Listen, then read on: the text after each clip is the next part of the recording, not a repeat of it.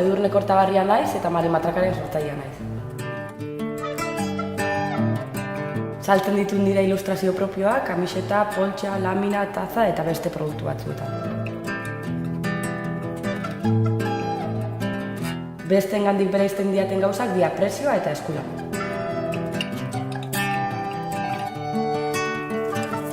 Uste dut arrakasta edukiko dutela ilustrazio propio egiten ditutelako eta marka original bat sortzen nahi naizelako. 10 urte barru ikusten dut nire burua denda propio baten, nire produktu saltzen, nire ilustrazioak saltzen eta beste alde batetik beste artista batzun produktu saltzen.